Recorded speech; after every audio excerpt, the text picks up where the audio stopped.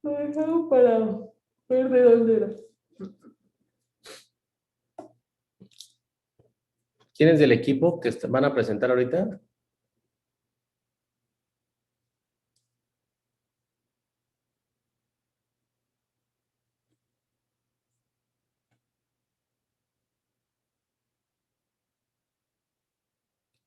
¿Quién inicia la plática?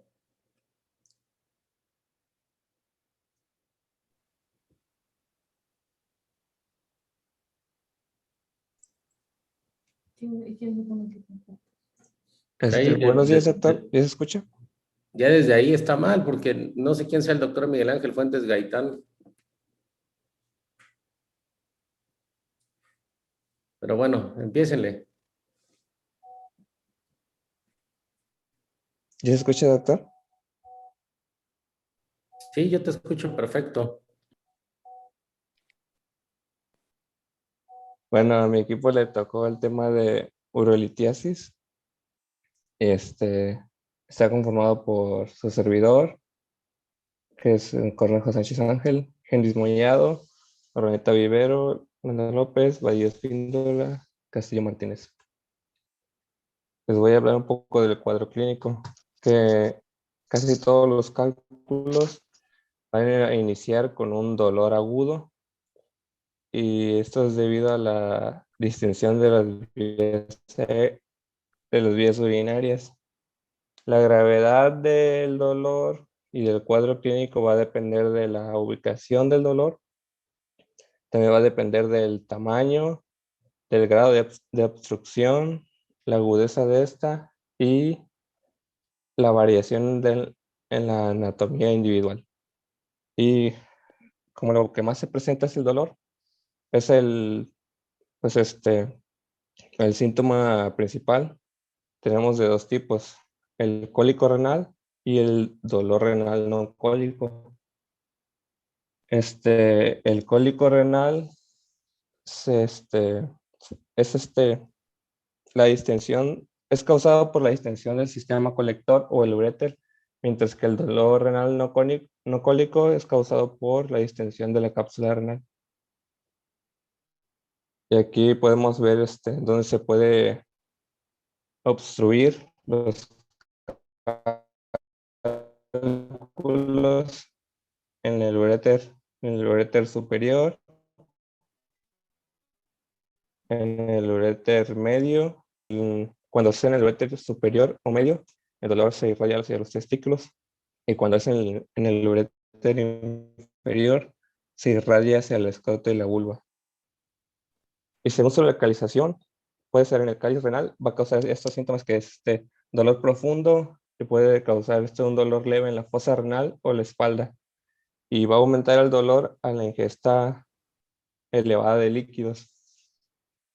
Y si el cálculo está a nivel de pelvis renal, va a causar un fuerte dolor en el ángulo costovertebral, y que está apenas lateral al músculo sacroespinal y por debajo de la costilla 12. Cuando está en la pelvis renal, a menudo el dolor se irradia hacia la fosa renal y también en sentido anterior al cuadrante abdominal ipsilateral superior. Los síntomas van a ocurrir de manera intermitente, y también va a aumentar el dolor con la ingesta de líquidos. Y si el cálculo se obstruye a nivel de uréter superior y medio, va a causar un dolor intenso y agudo en la que se va a sentir en la fosa renal. Este dolor también puede ser intenso o intermitente, depende si el cálculo va avanzando por el uréter. El dolor se va a irradiar en sentido caudal anterior hacia el abdomen, hacia la parte más baja del abdomen, hacia enfrente. Y si está en el uréter distal, va a causar dolor que se irradia a la ingle o al testículo. En hombres y en las mujeres se va a irradiar hacia los labios mayores y causa un dolor suprapúbico. También puede causar poliaquiuria, tenesmo vesical, disfiuria, estanguria o hematuria macroscópica. Y a veces causa vómitos y diarrea, pero no es tan común. Y otros síntomas asociados sería la orina de color rosado o rojo marrón, orina turbia con olor desagradable, necesidad constante de orinar, que sería la necesidad de orinar con mayor frecuencia o orinar en pequeñas cantidades. Náuseas y vómitos que no son comunes, fiebre y escalofríos si existe una infección. Y cuando tenemos fiebre, lo que vamos a sospechar es septicemia clínica, pero también tenemos que incluir esos otros síntomas que sería taquicardia, hipotensión y vasodilatación cutánea para creer que sería septicemia. A ver, regrésate un segundo. Ahí nada más vamos a checar una cosa. Vean esta imagen donde está el riñón. Es diferente que una piedra esté dentro de los cálices renales en donde no hay una obstrucción completa del sistema urinario o en la pelvis renal. Ese es el tipo de dolor que te da un dolor renal, que es un dolor sordo, incómodo, más como una sensación de pesantez. Si a eso se asocia una infección, o sea, se asocia un absceso, va a haber una distensión de la cápsula renal, exactamente, y ese es el dolor que da. Pero normalmente es un dolor que es intermitente, incómodo, sensación de pesantez, ¿sale? Más crónico. Es diferente, regrésate al anterior, al cólico renoureteral, que son los dos puntos que están aquí abajo, en donde hay una obstrucción de los ureteros y por ende hay un aumento de la presión a nivel intraluminal. ¿Y qué es lo que pasa? Acuérdense que la presión intraluminal, lo que hay en el uréter debe estar entre 8 y 11 más o menos milímetros de mercurio. Y esto puede llegar a subir hasta 70, 80, y eso es el dolor tan intenso que da. Entonces, el dolor renal, el que está arriba, sí es por la distensión de la cápsula renal. Y el dolor de abajo es por el aumento de la presión a nivel de la cápsula de Baumann o de las cavidades o los colectores renales. ¿Sale? ¿Por qué se asocia la presencia de náusea y vómito cuando hay un cólico renoureteral? ¿Qué se estimula? ¿El vago? El nervio El, vago. el nervio vago, exactamente. El nervio vago está, una rama del nervio vago está totalmente, digamos, sobre la superficie del riñón y de la cápsula renal. Entonces, la distensión de la cápsula estimula el vago y por eso se da, puede ser desde náusea, vómito, puede ser diarrea, en eso se pueden presentar. Va a variar el tipo de dolor dependiendo del paciente y del umbral del dolor, pero normalmente el dolor por cólico renoureteral se caracteriza o se clasifica como uno de los dolores más intensos que puede experimentar el ser humano, ¿sale? Tienen que tener cuidado, por ejemplo, en los pacientes diabéticos o en los pacientes que pueden tener algún tipo de morbilidad que modifica el cuadro clínico del paciente. Entonces, no siempre van a llegar con mucho dolor. Después, ¿se acuerdan en la clase que hablamos de uropatía obstructiva? ¿Cuánto tiempo dura la primera fase del cólico renoureteral o de la obstrucción? En la cual el riñón sigue produciendo orina, por eso sigue doliendo, pero después de ese tiempo deja de doler. ¿De 4 a 6 horas?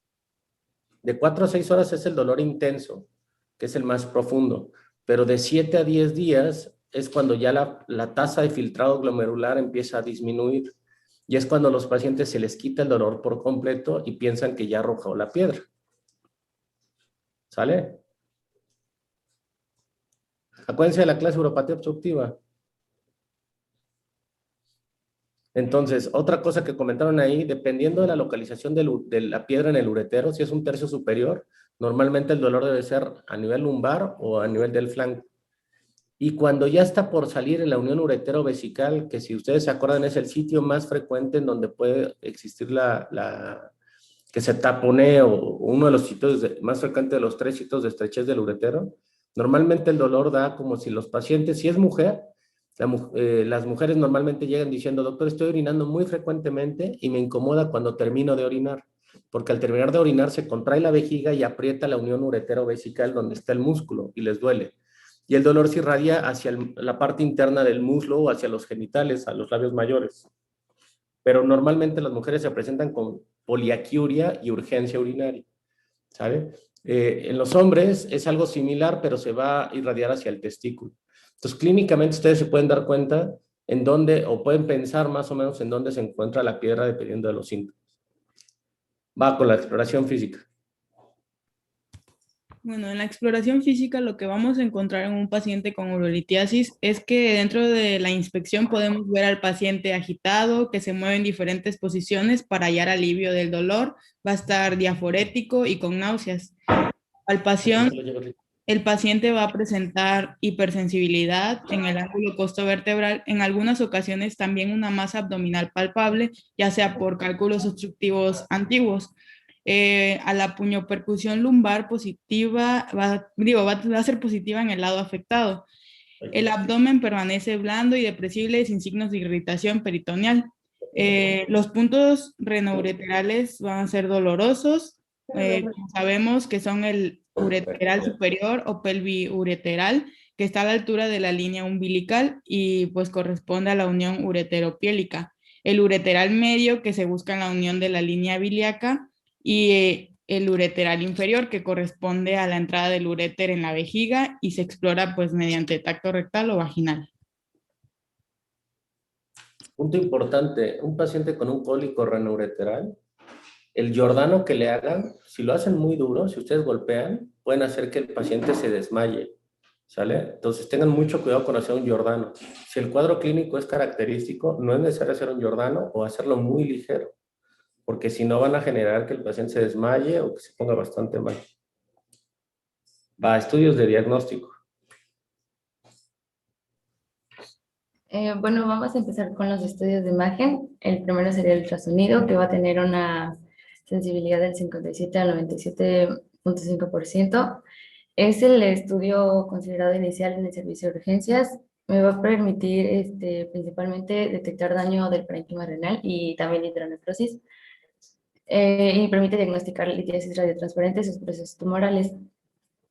Las características de esta imagen es que vamos a ver las piedras de forma ecogénica con una sombra posterior. Se van a caracterizar porque se van a ver como piedras blancas brillantes, como en la imagen.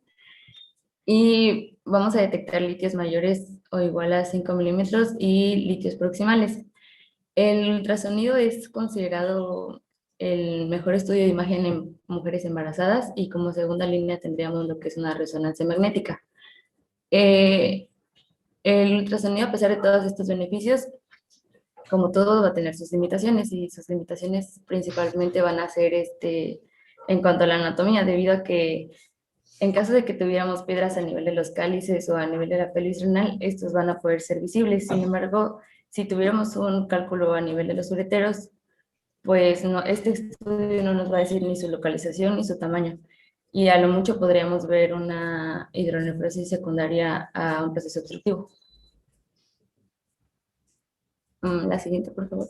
Oigan, nada más aclarar a lo que comentó su compañera del estudio de elección, el ultrasonido y la resonancia solamente es en mujeres embarazadas, ¿eh? Porque acuérdense lo que les comentaba en la clase anterior, el estándar de oro a nivel mundial es la tomografía. Pero si están en un lugar en donde no hay, pues bueno, pueden usar el ultrasonido de manera indirecta, pero nada más les va a decir que hay obstrucción, pero no les va a dar la localización de la piedra. Síguele. También tenemos lo que es la radiografía de riñón, ureter, vejiga. Este va a tener del 45 al 85% de sensibilidad. Principalmente lo vamos a utilizar para llevar un control de crecimiento del cálculo y nos va a permitir detectar cálculos radiopacos. En la tablita de la derecha tenemos como tal la clasificación en cuanto a los tipos de cálculos de acuerdo a si son radiopacos o radiolúcidos. Y bueno, como comentó en la clase pasada el doctor, podemos clasificar los radiolúcidos con una mnemotecnia de Sioux, en donde la S va a hacer por los de salicilato, la I por los de indinavir, la U por los de ácido úrico y la X por xantina. De ahí tenemos la tomografía computarizada simple, que como ya se dijo es el estándar de oro para pacientes que se van a presentar con el cólico renal agudo. Este va a tener del 95 al 98% de sensibilidad. Es importante saber que está contraindicado en niños y en embarazo y se van a poder detectar todo tipo de cálculos mayores de 3 milímetros, excepto los causados por medicamentos contra VIH. Una cosa, pon la anterior un segundo. Esa radiografía de riñón, uréter y vejiga se llama urografía excretora. La verdad es que ya es un estudio que ya no utilizamos de manera tan frecuente. Obviamente, como la literatura que ustedes checan, pues no es una literatura que ya tiene un retraso de algunos años, lo manejan como un estudio como de control. Antes era lo que usábamos porque no teníamos tomografía. Pero el problema de la urografía excretora es que es un estudio en el cual es muy tardado y el paciente requiere preparación intestinal. Se le tiene que dar una dieta líquida, se le tiene que dar laxantes para limpiar el intestino. Y es una serie de placas que se hacen de inmediato a los 5 minutos, a los 15 minutos, a los 30 minutos y a los 45 minutos, después de haber pasado el medio de contraste. Entonces, realmente estos estudios en la cuestión de litiasis ya se dejaron de usar desde hace mucho tiempo. Se sigue utilizando la urografía excretora, sí, pero para otro tipo de patologías. Y lo que evalúa es la parte funcional. Son estudios muy buenos porque son comparativos entre ambos riñones. Pero quédense con la idea de que existe, pero ya es algo que no se está utilizando de manera frecuente. Entonces, si tuvieran un paciente en un hospital ideal, tomografía computarizada, simple, de preferencia, ¿sale? Y si no tuvieran una tomografía, ¿qué es lo que tienen que solicitar? Que platicamos la clase pasada, con una sensibilidad de arriba del 80%. ¿Ultrasonido? Ultrasonido más. Placa simple de abdomen. Placa simple de abdomen. La combinación de los dos les da una tasa de detección arriba del 80%, ¿sale? En comparación con la de la tomografía, que es del casi 95%. Bueno, síganle. Como ya mencionó el doctor, estos son otros 3 estudios que en la parte clínica ya no tienen mucho uso, sin embargo, pues es como tal un punto para mencionarlos, que sería la pelografía intravenosa, que como ya dijo, se conoce como la urografía excretora. Principalmente va a detectar nefrolitiasis y me va a marcar de manera muy clara la anatomía de las vías superiores urinarias. Y bueno, leí que con esto podían diferenciar entre los cálculos radiopacos o radiolúcidos, pero pues como ya se dijo, lleva como un mayor proceso para realizar el estudio y por eso ya pues ha perdido su uso. La pelografía retrógrada de igual manera nos va a permitir la detección de cálculos pequeños o radiolúcidos y bueno, tiene como ventaja que se puede utilizar a pesar de ser alérgico como al tinte que usan en el procedimiento, pero ya requiere de proceso de anestesia, entonces también ya no lo hace muy viable para la clínica. Y la gamografía nuclear, es indicado, me parece que en pielonefritis principalmente, pero igual ya no tiene el mismo uso. Y vamos a ocupar marcadores de bifosfato que van a identificar cálculos que no se pueden ver en el CUB. Entonces nos referimos a los cálculos radiolúcidos.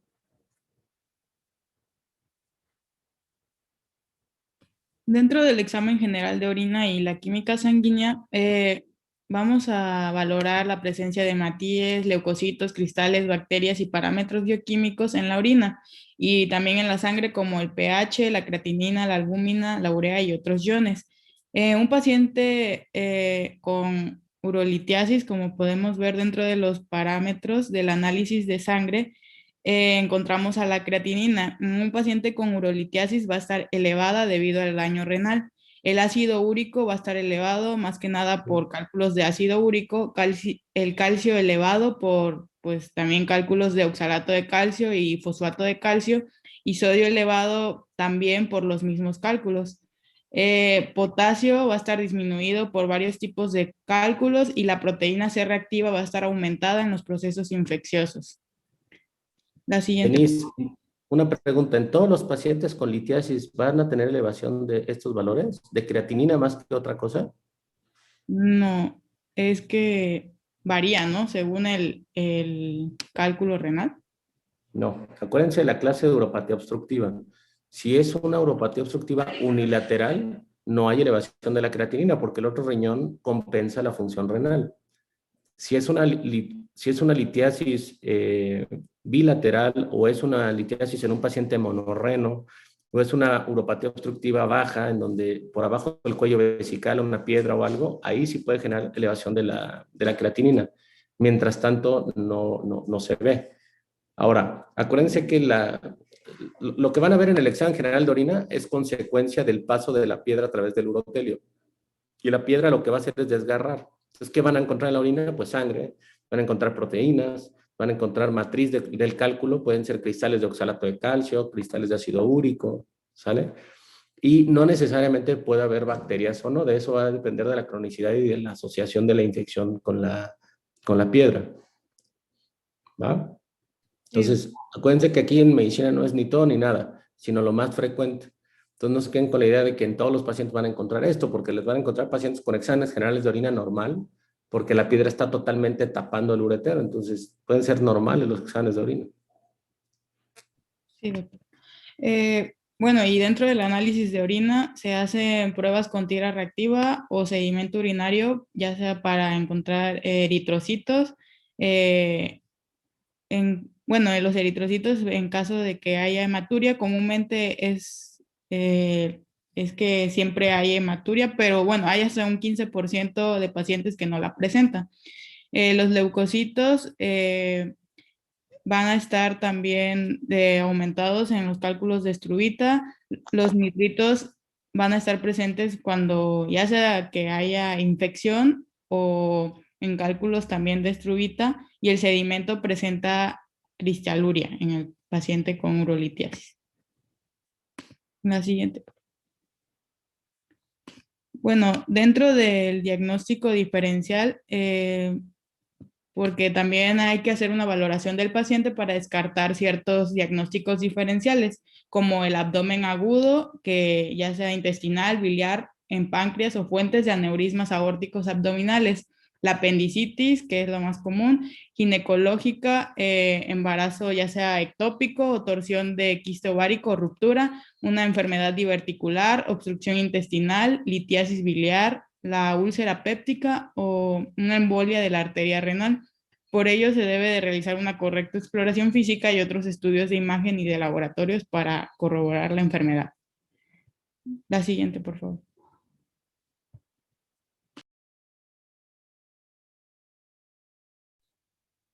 Bueno, yo les voy a hablar sobre el tratamiento.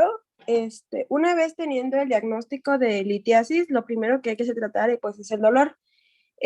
Como primera línea vamos a tratar con AINES, principalmente metamizol. Una alternativa podría ser el paracetamol. Según los riesgos cardiovasculares, se puede dar diclofenaco, indometacina o ibuprofeno. El diclofenaco afecta la tasa de filtración glomerular en pacientes con función renal disminuida. Si esto no funciona, ya se empiezan a dar opioides como hidromorfona, pentazocina o tramadol. Si el cólico es resistente a los analgésicos, bueno, ya se va a descompensar con una uteroscopía. Y si no se puede lograr el alivio del dolor, pues se podría hacer cateterismo, nefrostomía percutánea o extracción de piedras. La siguiente, por favor. Un segundo. Bueno. Esperen un segundo, regrésate tantito. Ahí lo más importante de estos pacientes no es ya teniendo el diagnóstico, sino cuando llega el paciente hay que controlarles el dolor. A diferencia de las clases que han tenido de cirugía y de todo esto, que no les quitan el dolor por la apendicitis, que se vaya a complicar aquí, no, aquí hay que quitarles el dolor porque los pacientes llegan como si fuera película del exorcista, entonces les tienen que quitar el dolor porque si no, no le van a poder hacer una tomografía, no les van a poder hacer unos estudios de laboratorio, ¿sale? Entonces es bien importante que el paciente reciba tratamiento inicial. Ahora, no le pueden dar nada vía oral porque los pacientes normalmente vienen con náusea y vómito. Entonces, como bien dicen ahí, la primera línea de tratamiento son los AINES. Y de esos, el metamizol y el diclofenaco son los mejores que se utilizan para manejo del dolor, ¿sale? Si el paciente no mejora, se le tiene que asociar un opioide. De los opioides, los mejores es el tramadol, y de ahí del tramadol, no se vayan a la buprenorfina, que a todo el mundo le encanta, porque la buprenorfina es agonista-antagonista. Se tienen que ir directamente al uso de morfina, ¿sale? Y la dosis de morfina es de 2.5 a 5 miligramos dependiendo del paciente y la calidad del dolor. Y si no se mejoran con eso, los pacientes se tienen que ir a opioides más fuertes. Inclusive se pueden utilizar medicamentos de usos anestésicos como el fentanilo para controlar el dolor, ¿vale? Otros tratamientos para manejo del dolor es, se puede hacer un bloqueo de la cápsula renal con lidocaína. A nivel de la costilla 12 se mete una aguja, bueno, es una técnica y se hace un bloqueo, ¿vale? Entonces, quédense con esa idea de que el primero es el manejo del dolor. Ya después de que le controlen el dolor o que más o menos disminuye el dolor, ¿cómo van a poder hacerle los estudios? Nunca se le va a quitar el dolor hasta que no descompriman el riñón. Entonces, realmente, estos analgésicos lo que van a hacer es disminuir la intensidad del dolor para que ustedes les permitan poder manejar el paciente, hacer estudios de diagnóstico y tratamiento. ¿Va? Síganle. Doc, ¿me podría repetir lo del bloqueo que mencionó, por favor? Cuando los pacientes tienen mal control del dolor, ya es que pasaste por analgésicos, opioides, morfina, se puede hacer un bloqueo a nivel de la costilla número 12, más o menos en su porción intermedia, y ahí entran de manera perpendicular hasta la cápsula renal y se infiltra un poco de lidocaína con un poco de esteroide, y eso aminora mucho el dolor de la cápsula renal. Pero eso deben de tener entrenamiento, o sea, no se puede entrar y picar así nada más, porque acuérdense que el riñón es una estructura retroperitoneal y que está muy en contacto con el colon, con otras estructuras que están cercanas. Entonces, eso hay que dejárselo con la gente que tenga un poquito más de experiencia. Así cuando uno te enseña cómo se hace. ¿Tú sabes hacer los bloqueos? Es una maravilla, cabrón. ¿Es guiado por ultrasonido o así? No, ¿Sí? Bueno, Gracias. les voy a hablar. Bueno, ya si hay un litio, pues un riñón obstruido va a ser una emergencia urológica. Entonces, lo primero que hay que hacer pues es descomprimir el sistema colector en caso de sepsis con cálculos obstructivos, utilizando un drenaje percutáneo o cateterismo uretral. Hasta que no se resuelva esto, pues ya se empezará a dar el tratamiento definitivo de la piedra según el litio que sea. Se va a iniciar antibióticos de inmediato, pero también se puede recolectar orina y ver la sensibilidad a antibióticos después de la descompresión. En casos graves de sepsis o formación de abscesos, se podría hacer una nefrotomía de emergencia. Siguiente, por favor. Bueno, la terapia médica expulsiva se le va a realizar principalmente a los pacientes que estén dispuestos a este manejo, porque pues es algo doloroso.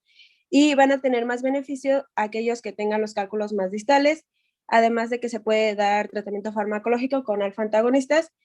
Se da un periodo de máximo de 4 a 6 semanas, y pues esto lo que va a hacer es que va a relajar el músculo del uréter y pues va a facilitar el paso del cálculo. Esto principalmente se hace en litios que son mayores a 5 milímetros. Y también se recomienda beber abundante agua para, pues, igual ayudar a que pase. Regrésate un segundo. De hecho, son litos menores a 5 milímetros. Y estos pacientes, lo más importante es que hayas controlado el dolor. Si el paciente no controla el dolor, no se controla el dolor, no se puede mandar a una terapia médica expulsiva. ¿Sale? Eso es algo indicativo. Si tiene dolor, si continúa con dolor a pesar de todos los analgésicos, hay que operarse. Así sea una piedra de 3 milímetros. Son pacientes que ya lograron controlar el dolor, que se sienten bien, que están tolerando la vía oral. A ellos sí se les puede dar tamsulosina o alfusosina para relajar el uretero y que pueda salir la piedra, ¿sale? Y lo más importante, como tú dices, si ustedes no le dan líquido para que produzca orina, acuérdense que esto es como una tubería, entonces no se va a destapar si no echan agua arriba, ¿sale? Entonces es líquido, alfa antagonista, analgésico para que puedan controlar el dolor y se puede dar. Y algo que es bien importante es que todos los pacientes que ustedes metan a una terapia médica expulsiva, ustedes están obligados a hacer estudios de control a las 2 o 3 semanas que hayan terminado la terapia médica expulsiva. Porque si ustedes se acuerdan, el riñón deja de doler. Entonces el paciente piensa que ya arrojó la piedra. Entonces es importante corroborar que ya no está obstruido el riñón con un ultrasonido o una tomografía. Porque puede ser que siga la piedra ahí y ya no tenga dolor el paciente. Entonces, ojo con eso, con la terapia médica expulsiva. Siempre tienen que darle un seguimiento. Y es en piedras menores de 5 milímetros. Doctor, disculpe. Sí, diga. Entonces, si son mayores de 5, es simplemente realizar la resección quirúrgica directamente. Mira, como en toda la medicina, son porcentajes de expulsión y de éxito. Cuando una piedra está arriba de 5 milímetros, las probabilidades de que salga sola o espontánea más o menos rondan un 20%, 20-25%. Entonces nosotros ya sabemos que son piedras que no van a salir. Entonces normalmente se piensa o se decide por un tratamiento quirúrgico para desobstruir y preservar la función del riñón. Obviamente los tratamientos quirúrgicos, ahorita los vamos a ver, van a depender de muchas cosas, del tamaño, de la localización, del paciente, ¿sale? De la cronicidad de la patología. Gracias. Síganle. Bueno, hay recomendaciones generales para retirar los cálculos. Bueno, se debe de obtener un urocultivo y un análisis microscopio de la orina antes de planear cualquier tratamiento. Se debe excluir alguna infección de vías urinarias y en su caso de que se tenga, pues tratarlas. Se da profilaxis antibiótica preoperatoria, principalmente en tratamiento endoneurológico. Se da vigilancia activa en pacientes con alto riesgo de complicaciones trombóticas y se debe suspender temporalmente la terapia antitrombótica. Siguiente, por favor. Bueno, la litiasis se extracorpora por ondas de choque. Esto va a consistir en que pues se van a mandar ondas que van a ir al tejido y no lo van a dañar, pero sí van a romper las estructuras internas del litio, convirtiéndolo en arenilla de 2 a 3 milímetros, como se ve en la imagen derecha inferior. Esto se va a hacer principalmente en personas con cálculos con crecimiento activo, que tengan más de 15 milímetros o inferiores a este tamaño, pero la observación no sea una opción, en pacientes con alto riesgo litogénico, pacientes que tengan cálculos obstructivos y sintomáticos con poca probabilidad de expulsión espontánea, infección o donde la situación social del paciente así lo aconseje. Va a tener algunas contraindicaciones, como son el embarazo, la diatesis hemorrágica, que deberá ser comenzada por al menos 24 horas antes y 48 horas después del tratamiento, alguna IVU no tratada, malformaciones esqueléticas graves y la obesidad, que presenten dirección hacia el cálculo, aneurismas arteriales cercanos al cálculo y obstrucciones anatómicas distales al cálculo. Siguiente, por favor. Bueno, van a haber ciertas recomendaciones para realizar esto. Se debe iniciar de menor energía con un aumento progresivo de la energía. La frecuencia óptima debe ser de 1 a 1.5 Hz. Debe mantener monitorización cuidada con fluoroscopía o ultrasonido durante toda la litotripsia. Se debe utilizar analgesia principalmente para limitar los movimientos inducidos por el dolor y respiraciones excesivas. Se recetan antibióticos en caso de cálculos infectados o bacteriuria. Siguiente, por favor. A ver, nada más una cosa, la litotripsia extracorpórea, igual es un procedimiento que ya es un poquito anecdótico porque ya casi no se utiliza, porque se hacía mediante ondas de choque con una bujía, en donde se rompía y se fragmentaba la piedra dentro de los colectores y se esperaba que solita la piedra saliera, ¿sale? Tenía muchos problemas porque obviamente las ondas de choque no eran solamente localizadas a la piedra, sino que podían generar hematomas renales o podrían generar que las piedras se rompieran y que se quedaran atoradas en el conducto. Entonces realmente, y a veces no necesitaban solamente una sesión, sino se necesitaban de 3, 4, 5 sesiones. Había que poner catéteres JJ para asegurar la salida del cálculo. Había contraindicaciones cuando estaban en colectores inferiores porque por gravedad no salían por ahí las piedras. Entonces, ya la verdad es que no es un procedimiento que se utilice tan frecuentemente la litotripsia extracorpórea. Y solamente se pueden utilizar en piedras renales y en piedras en tercio superior con un éxito variable, ¿sale? Entonces, prácticamente esa ya no la vamos a tomar. Las que sí vamos a tomar son estas que van a empezar, que es la ureteroscopía, las ureteroscopías flexibles.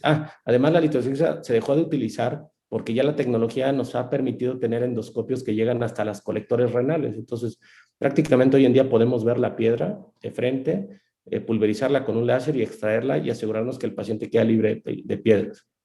Entonces, estos temas que vamos a ver ahorita los vamos a dejar para la siguiente clase por cuestiones de tiempo, para que ya nos enfoquemos bien en todos los tratamientos endourológicos que existen y, bueno, todo lo que es cirugía de mínima invasión, porque esto es endourología, pero también hay cirugía percutánea, cirugía laparoscópica para resolución de piedras, ¿sale?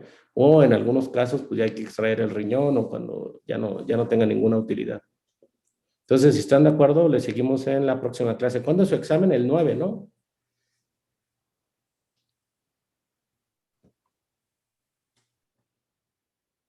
Bueno, ¿me escuchan? Sí se escucha, doctor.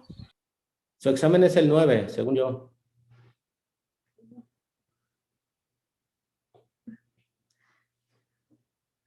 Bueno, su examen es el 9, ya se lo estoy asegurando. Entonces, el examen va a incluir infecciones urinarias, va a incluir litiasis, va a incluir alguna parte de las enfermedades de transmisión sexual y lo más importante va a incluir crecimiento prostático obstructivo, ¿sale? Para que le den una buena leída y les vaya bien en el examen, ¿sale?